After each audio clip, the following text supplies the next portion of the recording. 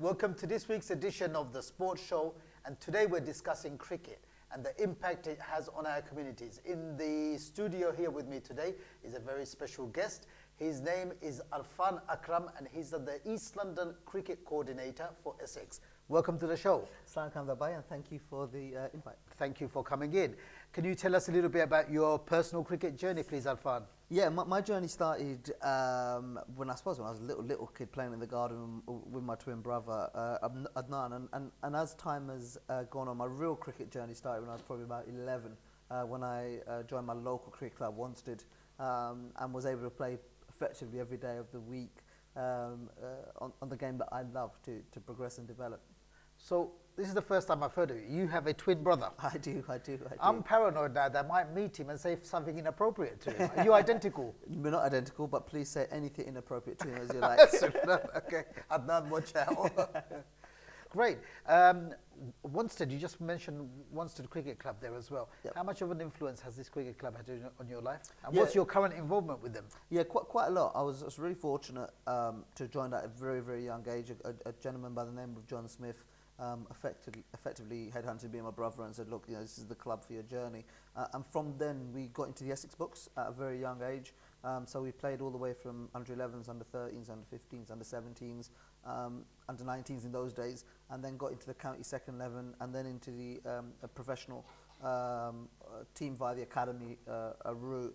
So once this had a huge impact. I was very fortunate to have captained the first team for 10 seasons back in 2005. That started, and my current involvement is I'm actually the club captain, which is more of a honorary role, but enables me to work closely with working with the community, making sure all of our coaching programs are well supported, alongside Len and Stuart, who run our junior section, and also I do a lot of the charity arm. So we've had events with Imran Khan, with his foundation. We've supported heavily the Courtney Walsh Foundation. In fact, we've been on 2 cricket tours supporting the foundation with the Wanstead hat on. So quite a lot of various roles within the club. So who was your earliest cricketing influence? Yeah, I'd say it was Imran Khan for me. I was from a very, very young age. My father was very close friends with Imran, which helped, I must confess. But my earliest, fondest memories was the 1992 World Cup, where Pakistan beat England and Australia. And I remember staying up overnight watching that game and seeing Imran pick up the trophy at the end of it. So that would be my early and probably most significant hero from a young age. That was some Pakistan team though, wasn't it, Arfan? Not a bad team. You obviously have Wasim Akram and Akib Javed and Mushtaq Ahmed, and then from the batting with Inzi, Salim Malik, Javed Mirad. It's a dream team really, yeah. And I think a lot of it, even when we look at it from a Bangladeshi perspective, with my background as well, with Bangladesh not being anywhere near the cricketing horizon at the time as well, a lot of us were heavily influenced by the Pakistani team as well at the time. I mean, England was always my first team as well, but we were pretty much mesmerised by watching the Pakistan team simply because of the colour that they brought. If we're not only those shirts as well, but just with their skills on the pitch as well. Yeah, I think the significance is possibly they were dead and buried nearly in the group stages. They should have been knocked out. They should have been out. But to show that character and that fight, it really embraced the sort of non-South Asian countries that weren't in the World Cup. Use Bangladesh. I think if you remember, I believe '96. I think Sri Lanka won the World Cup. Yes. So there must have been some sort of motivation and inspiration for the smaller nations to really start to believe that actually the impossible can be possible. So it's a real inspirational World Cup as well, and it really engaged the Pakistani and wider community. You're very well placed to answer this question. You've been at the grassroots level as well. Currently you're in a very good position from which you can assess community needs as well. A lot of people, even now in 2017, would say cricket is an elite sport. It's very difficult to get into. It's very expensive. What would you say to people who have these notions? I think the perception is really important to really use the platforms as we can to actually say, no, that's not the case. Yes, there's always going to be the traditional route, and people who want to go out and play that route, they have that opportunity. But cricket has become far more dynamic. It's really engaged and embraced the local communities. And if you start looking at statistics, nearly 40% of cricket is played within the South Asian community to start off with. 40%? Nearly 40%. And that figure will grow. I mean, you look at the national team that played against India, you had Moeen Ali, Adil Rashid and the likes, 3 or 4 South Asian representation, which is, in one hand, is really good. I think from Essex's hat on and my hat on, the most important thing we've worked on is we've worked with the local communities, especially within East London, the 4 neighbouring boroughs, and really listened to them and understood their challenges. And by doing that, we've created quite a lot of pathways, quite a lot of cricket sessions, which really embrace the community. So if finance is an issue, we've worked with local partners to ensure we can bring that to a minimum. If it's finding facilities and access to facilities, we've again had that conversation. So I think now, in 2017, if you like, I think there's less of an obstacle finance. Now, don't get me wrong, individually everyone has their challenges, but something I've learned from early stages involved in cricket, if you want to play any sport, and if you have a love, a passion for any sport, you will find the resources to either play it, support it, attend it, buy the kit. But what we've got our sole responsibility is to make sure it remains affordable. And I couldn't agree more with you on that one. Very wise words indeed. Now, Arfan, within the last few years, you've actually developed yourself on an individual basis now as well. And you hold quite a crucial role, as far as I'm concerned, within the cricketing fraternity. You're now East London Cricket Coordinator for Essex. What does that mean? Yeah, I think it is an important role. I think, first and foremost, the role itself, let's go there first. My role is really to coordinate cricket in East London, which is 4 neighbouring boroughs, so it's Redbridge, Waltham Forest, Newham and Barking and Dagenham. And within that role, it could be anything from a team that wants to set up and play cricket, what do they need to do, what's the journey. So we're a support mechanism. It could be supporting women and girls program, it could be supporting established community leagues, be it the NCL, the GMCL, the NCL, or your traditional sort of Shepherd Neame and other leagues. But ultimately, and I've got to stress this strongly, it's really listening to the community. So our sort of position at Essex, from a national strategy perspective, is yes, you must have a national strategy, but it must be driven locally. So from us, it's our community comes to us and says, these are our challenges, these are the opportunities, or this is where we want to be sustainable, how can we work together, rather than us sort of going down and saying, well, this is a strategy and you must follow these. Because if we have that mindset, then less and less people play cricket because there'll be more obstacles. And our challenge really is to minimise those obstacles, or at least find out ways in how we can work around. I could see that really working, because whereas before we employed a one-size-fits-all approach, so now you're encouraging, am I right in saying that you're encouraging establishments, clubs, organisations to come to you and say, right, these are challenges we face, or we need some level 1 coaches, or we need a venue, we need some finance help, we need to apply for grants, support along recruitment, and then you're supporting on these clubs, organisations according to their needs. Yeah, let's use facts and case studies rather than me blurring out stuff. Some of my favourite sort of facts and case studies are we got approached by some young individuals who were either at college or university and they had part-time jobs, but they were struggling to get their cricket. So we spoke and we said, well, where are the opportunities? They said, well, actually, we can only really play at antisocial hours, what we will constitute as antisocial hours, which was post 10 p.m. So I was like, okay, that's a challenge. So we then went up to local partners, facilities, and deliverers and coaches and said, what can we do? And the YMCA in East London was a prime example. They spoke to us and said, well, actually, we can open our centre up at 10 o'clock at night for a couple of hours. So we tried it for 6 weeks. We had a sort of out-of-hours cricket in partnership with the NCL and other London Sport and other key partners, and we made it free. So the cost for the hall hire, the cost of the coach, everything was covered for. and the attendance was really, really high. So that's one example. The second one, and it goes again working with our key partners, was based around challenges that they had with certain tournaments. So one was a T10 tournament that the NCL delivers, and what I love what they did was the community said the umpiring wasn't quite strong enough. It was new, so the sort of cohort umpires, and they weren't confident in their LBW rules, and it was causing conflicts amongst players. Scrap the LBW rule, and they put 4 stumps. So again, you, of course, the batsman still has the advantage. You can stick across the line, but actually, you're saying we're not just going to have 3 stumps. We'll open up, but actually, the follow-up's more inspiring. They then come to us and challenge us to say, we've got this cohort of umpires. We want to get them through the coaching badges because hopefully, in a year or 2 or 5, they will become far more confident, and their sort of knowledge will be better, and managing situations as well as decision making. So again, short term, let's do this. Long term, let's work on this. Another really good example is our women and girls sort of programs. You know, it was all started off really by the Redbridge schools stuff. Sorry, in Redbridge at Wanstead Leisure Centre by a young lady called Saba Nazim, who recently has just been on the Queen's Honours list and should be getting her BM award later this summer.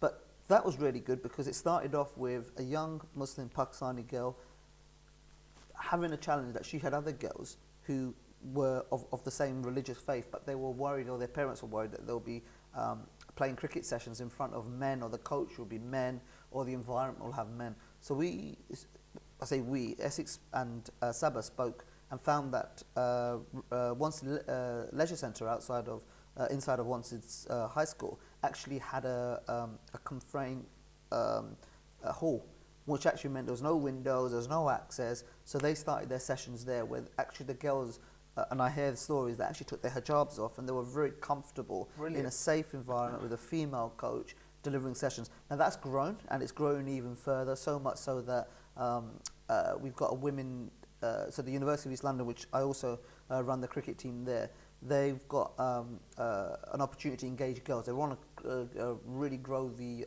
women's cricket programme, but rather than doing it overnight, they're opening up their session in partnership again with Essex and local schools and local colleges to all women and girls who just want to play a game of cricket. Just get involved, if you like, introduction to cricket, which will happen on Tuesday nights at the Sports Stock from 5 p.m. to 6 p.m. So again, another really good example of listening to the ground. Rather than us turning up and saying, well, you're going to do this and you're going to do that, let's go the other way around. Let's do it. And my final really good example is this whole thing around leisure and finding that the more traditional cricket clubs, their member base is actually, they have so much options that they might only want to play cricket 1 day a week, which is opening up availability for their grounds on Sundays. So as the sort of endorsers, if you like, we've been the middlemen with talking to recreational traditional cricket clubs and the I suppose in this non-traditional cricket clubs, be it the NCL, the Elliot Davis, GMCL, and actually saying, is your ground available to open up to hire? We will endorse the league, so not a team, but the league, and that wonderful relationship is enabling us to have more, or at least same amount of cricket being played, and actually grounds that are available are not being completely redundant for a week, for a Sunday, be it. So there's loads and loads of examples where we're listening to people on the ground. They're just some, and it goes on. And I think what it is, even from a community perspective, I must say congratulations and must applaud Essex. I can't think of many cricket clubs who are engaging with the community in this manner as well. And I hope that long may it continue. On the same level of community engagement, Essex have led on this as well in association with Sajid Patel at the National Cricket League. What I've been very impressed with is the focus and the drive to have, should we say, senior members of our community involved in cricket. Could you elaborate a little bit on that? Yeah, brilliant. So let's look at another way. Let's look at our culture in general. And if you look at the structure of teams, they're normally 18 to 35-year-old, normally, if not really good friends from school, college, university days, or office, or they're normally family members. And what tends to happen is, once they hit 35, roughly, married, kids, they stop playing. Now, we have a huge responsibility from a health perspective, that the moment these these guys stop playing is actually, are they getting their physical activity? Are they getting their health? And normally, being very stereotypical here now, is they don't.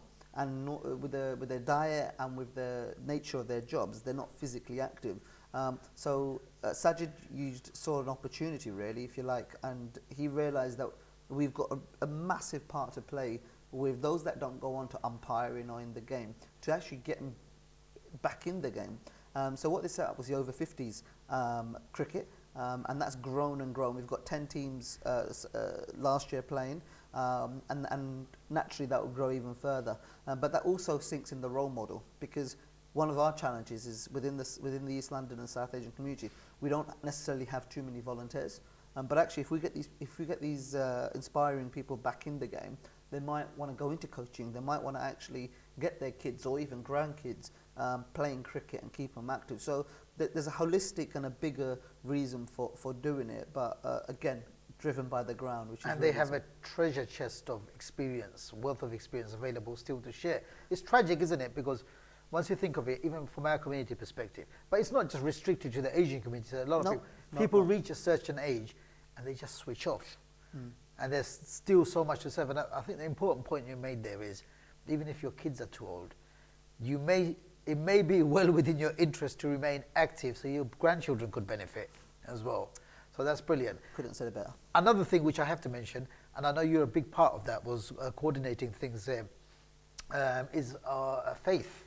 Faith and sport is, whether people like it or not, you can't ignore it. Faith is very important aspect of sport as well.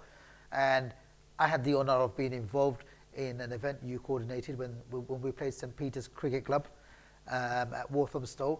It was a magical event, and it was amazing simply because of the fact that so many faiths came together to play sport. You know, everyone, I'm talking from a male perspective because we had men playing the game on the day as well, but everybody became brothers for the day, came together, and the benefit in terms of not only just enjoying a game of cricket, but showcasing this to the world was immense.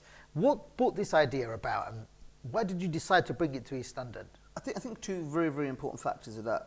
Why it come to light, we were approached by the ECB. The ECB contacted us and said, we've got the I think it was the Festival of Light tour coming up with the Vatican team, St. Peter's Cricket Club, from Rome, but actually when we met their team, they were flying in from all around the world, from America, Africa, Europe. So it was inspiring to see so many people come to one central location.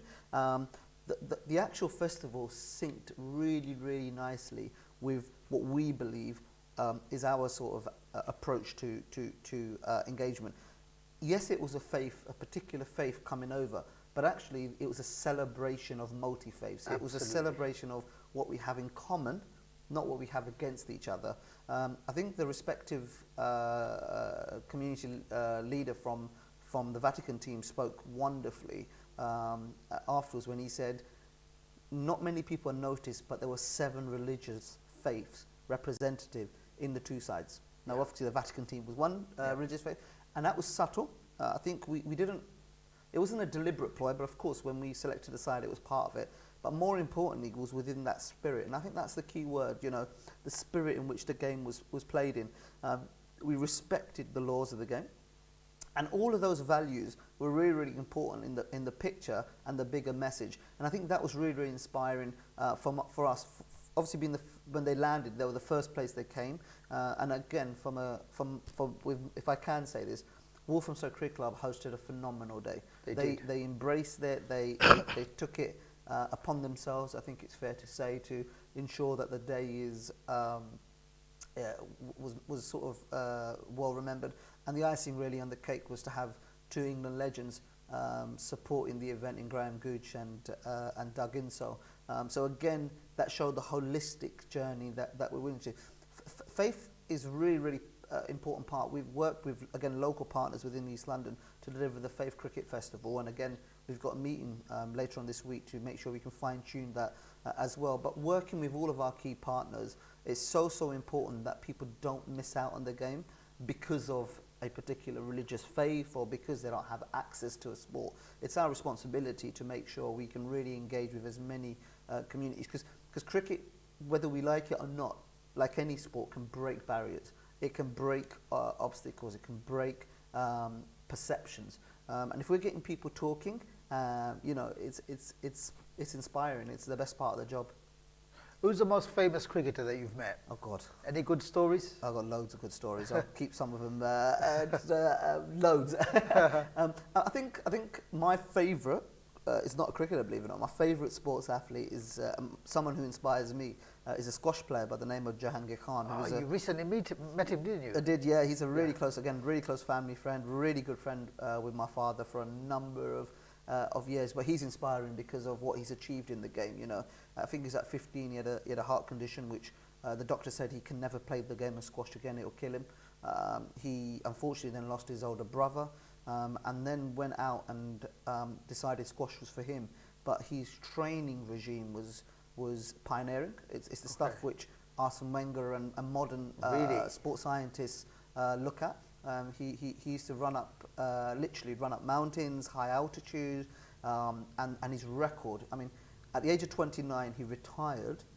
So remember, in sport, at 29, we're at our pinnacle. That's when people say you work everything towards. Yeah. He retired because there was no one out there.